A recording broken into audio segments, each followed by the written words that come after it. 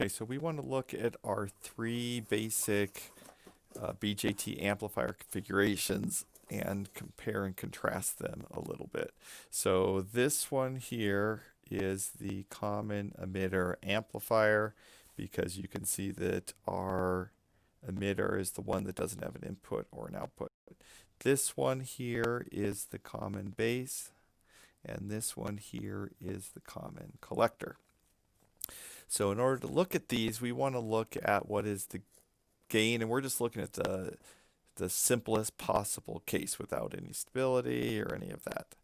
Okay, so we want to look at gain, input impedance, and output impedance. So if we just go to Wikipedia, here is your common emitter.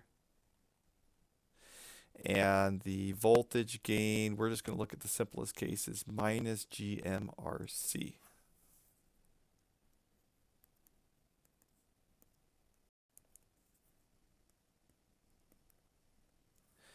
Okay, and then we do the same thing for the common base.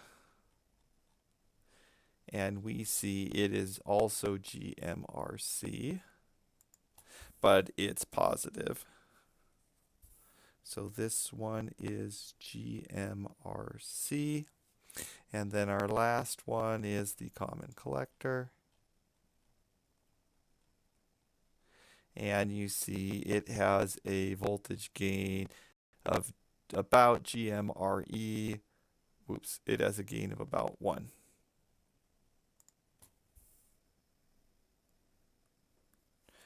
Okay, and then we want to look at our RIN, and we're going to go through the same thing, and we'll do the R out at the same time.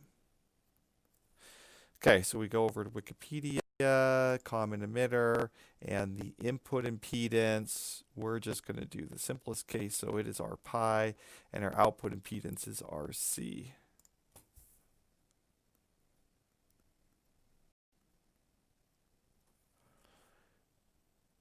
Okay, and then we do the same thing for our common base. And we have an input resistance of about 1 over GM and an output resistance of, well, all this stuff. If our RO is large, we just get RC. So this is 1 over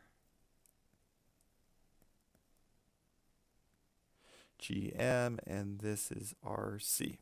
And then the last one, we're going to go look at our common collector. And so this has an input impedance of, it looks like, approximately beta RE, and an output resistance of 1 over GM.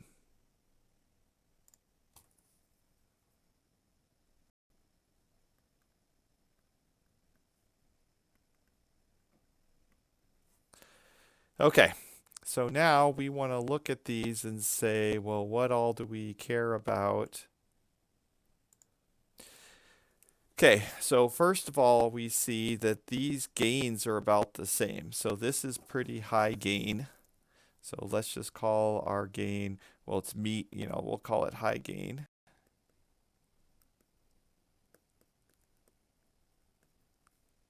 And this is like no gain. Okay, our in of R pi, this is kind of medium. And this is low. And this is high. And then our R out, this is kind of medium to high. We'll just call it medium. And then this is low.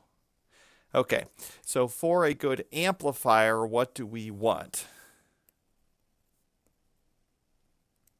We want AV to be high.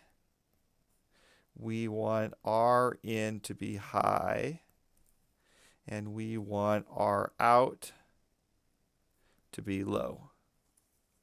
So what we see here is that for our common base amplifier, it's backwards, right? We want a high R in, but it's low. We want a low R out, but it's medium to high. You can see for our buffer, it has good impedances, but bad gain. Okay, so So for the common emitter amplifier is going to be our main amplifier.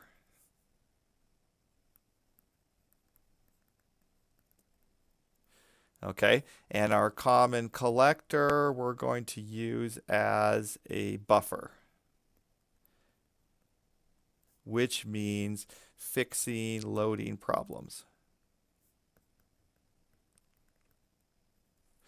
So then we have our common base, which in this class, most of the time, we're not going to use common bases because, well, you see, it is basically very similar to the common emitter, except for it's worse because it has a low input impedance. The only advantage is that it's not inverting. So if we need a non-inverting,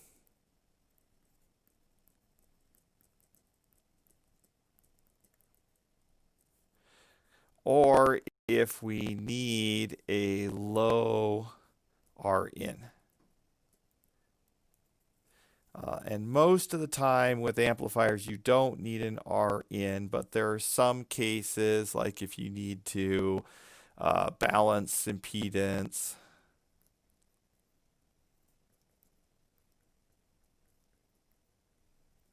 But in this, most of the things in this class, we're not going to worry about balancing impedance. You don't have to worry about that until you get into high frequency stuff like you'll do in Electrical Engineering 360. You'll talk a little bit about that. So for the most part, if we need it non-inverting, we use a common base. Otherwise, we're almost always going to use a common emitter. And then we're going to use a common collector if we want to do a buffer and fix all